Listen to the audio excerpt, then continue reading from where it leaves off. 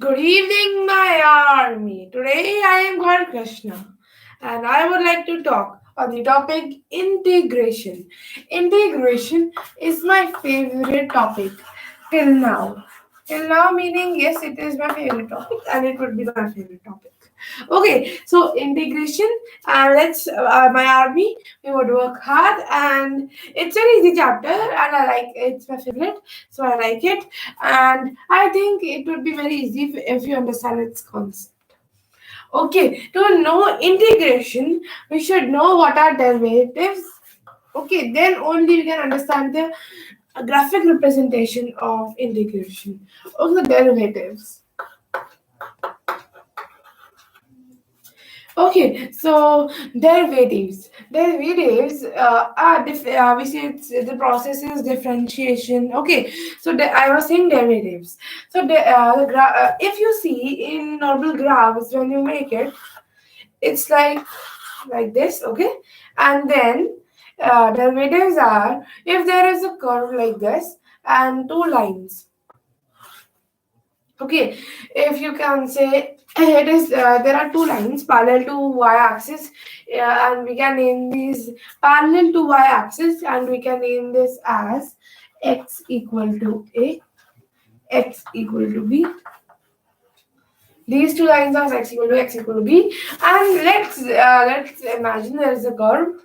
Okay, there is a curve, then that's touching both these points. Okay, then this differentiation or derivative simply say nothing but says that if okay, like if this point if we take as x comma fx. Okay, then if it is there will be something added, then this would be x plus h comma f x plus h. Okay, this is simple terms. I have just named these points. If one point is x comma fx, the second point would be x plus h comma fx plus h. Okay, so this is the starting turning point. Now, the next thing is principle. Differentiation is very easy if we do by normal methods, but we should know the first principal value. How to do that? How to do that? How to do that? Okay. So can we find the slope of this curve? If we know 2 points of any curve, we can easily find out its slope. Okay. So that would be f x plus h. Okay, fx plus h minus fx upon x plus h minus x. And I can tell you the formula for slope of this curve. It is y2 minus y1 upon x2 minus x1. There are many, but here we need with the coordinates one. So that is y2 minus y1 upon x2 minus x1. Okay, so that will be y2 is fx plus h minus fx y1 and then x2 minus x1. Okay, so now here, can we get x and x? Okay, so this is the principle or the first formula. Directly we get fx plus h minus fx is equals to h. And now this was differentiation. This was the graph of differentiation. And what is the difference between differentiation and integration? Okay, that's the point. I can simply tell you differentiation is to do from whole to parts. You can simply say from whole to parts. If I am normal, then differentiation directly cuts me. Okay, directly cuts me. Okay, that's a simple word.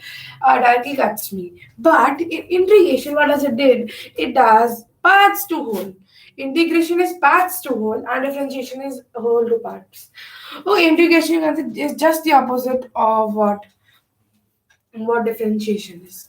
Okay, so this was the graphical representation, visual representation of what I was saying of differentiation, meaning derivative.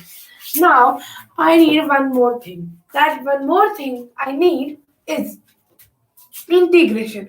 Now, how could I represent integration? See, integration, we represent the same graph, same thing, the two lines and this curve. If we know the slope of this curve, if we know the slope of this curve, let in default as m be the slope of this curve m. Okay, if m is given as fx, we cannot take fx. Okay, but m is given, then how can we find out the coordinates of these 2 points? Or simply, how can we find out its differentiation? That if giving an example, if y equals to fx, okay, y equal to fx, so y equal to, we can take an example, x square plus 1. Okay, x square plus 1 is fine. X square plus 1 is good. Okay, so y equal to x square plus 1. Yes. So y equal to x square plus 1 is good. But there is an exception. So when we derivative it, differentiate it, we need something known as the with respect to what? Like if you say that this room is the volume of the room is increasing, then how is it increasing? Is it increasing with the respect of time? Is it increasing with the respect of length? Is it increasing with the respect of breadth? Is it increasing with the respect of height? Okay, so these are the specific points. To know and understand these, okay, so we can say if we have WRTX, what do I mean by this? I mean W with respect to x. With respect to x, WRTX. It's commonly with respect to x, it could be with respect to y. If it is with respect to y, x, okay, the operator is d upon dx. If it is with respect to y, then the operator is d upon dy.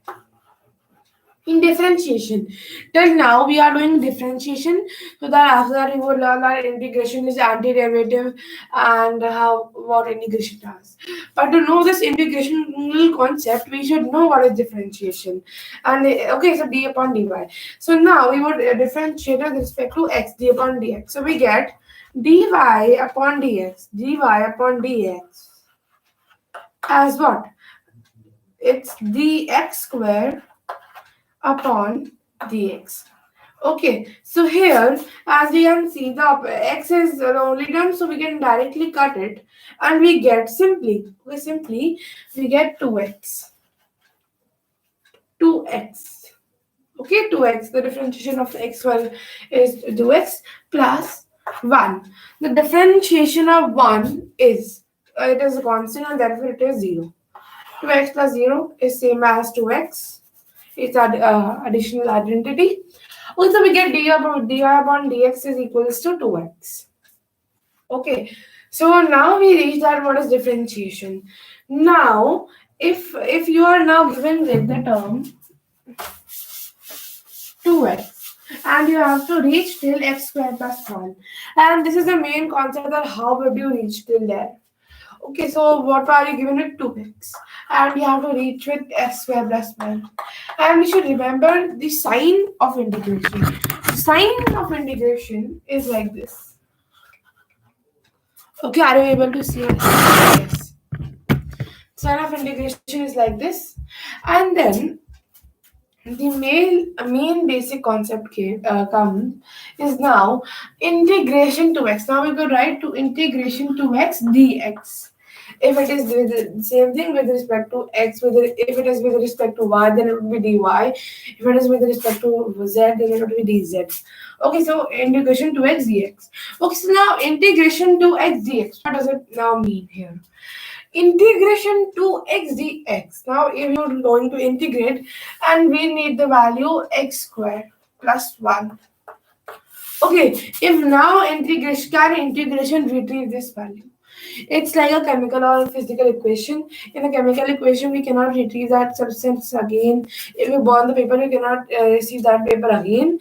That's a chemical equation, a chemical process. But it's in the differentiation is a physical process. We can retrieve it, but not the whole. Let's see what happens. Okay, integration to x dx. So when we integrate it by laws, it says that it's antiderivative. Think that which number would get the derivative 2x. And in my mind, it comes out to be x square. Okay, so we have to think it's about antiderivative. We have to think that which number has a derivative as 2x, that is x square. So we get x square. Then we don't x square, and now we have integrated that to x. Now we don't know that what if there was a constant, like if there was a constant, okay, if there was a constant, then it would be like the constant would have gone with differentiation, and now we cannot retrieve that constant, and it was 1, 2, 3, 4, 5. We don't know. So we let x square plus c denoting constant. Okay, so see denoting constants. So this was about constants, and now we should firstly remain and okay. So we as we are talking about here, and we should know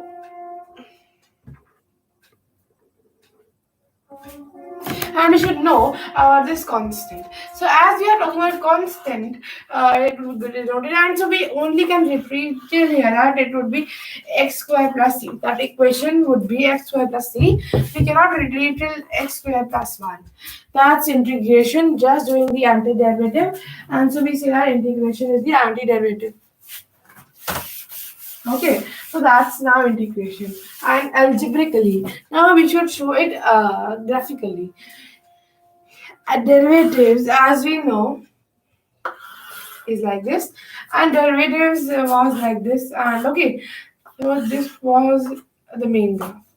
And what does integration does is can find out this area, and but here in normal integration and it is very much related to the application of integration is somewhat different. It's about area, and but integration can find out this area, and derivative can find out its slope of this curve.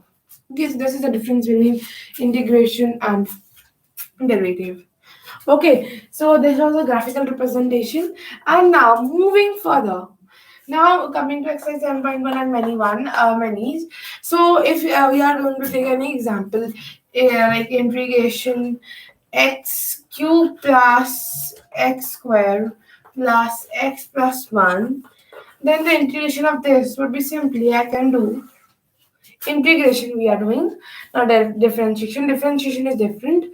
So integration if we are doing, it would be x 4 upon 4 plus x cube upon 3 plus x square upon x square upon 2 plus x, done, plus c, and we should always write c k any of anything. Okay, so this is done. This is integration. We can do any integration of any value.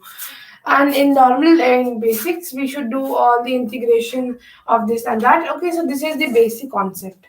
Now it is not just like limited till here that it is only here, and we should stop here. But now integration has many things. Like how can we integrate sin x? We know the differentiation of sin x is cos x, and the differentiation of cos x is minus sin x. Okay, so sin x, the differentiation of sin x is cos x, and the differentiation of cos x is minus sin x. Then, therefore, it would be that integration cos x would be sin x. Okay, and integration sin x would be minus cos x, as this minus can come to the other side, and it would be integration sin x equals to minus cos x. Okay, so these are the basics, and the sin theta cos theta and we have done. And like integration, it could be if example ax with a I mean a treating as constant and x as a variable. So integration of this would be ax upon log a. Okay, and differentiation of ax is ax log a. So this is the difference, a simple difference between them. Okay, so we have done about a by a raised to the power x, and the first one that we should know is if we have to do the integration of x raised to the power n, x raised to the power n. Then integration x raised to the power n would be x raised to the power n plus 1 upon n plus 1. That is the simple integration of x raised to the power n. Then if we move further, okay, then it could be like sin x, cos x, and many. Okay, so sin x, as I said, sin x could be done, and integration log x. Integration log x, right now which I told, is in many methods that I will teach, and integration ex. Integration log x can be done with, you can say integration by parts, that is known as integration by parts. I mean u into v. U into v, as we do in derivatives, we will do the same in integration. The difference would be, it will be just the opposite of derivatives. Okay, so that's integration. So log x into 1. Log x into 1 can be u into v, and so ex is directly ex. The derivative of ex is ex, that the integration of ex is ex, and the integration of e raised to the power 2x, what would it be? The differentiation is 2e2x. For differentiation, and the integration would be e raised to the power 2x upon 2. Okay, so this is just the differentiation, integration or differentiation of e to x. And these are very common examples that I gave you right now. And by these, we are coming now to the common now. In integration, we have to use all types of factors and everything.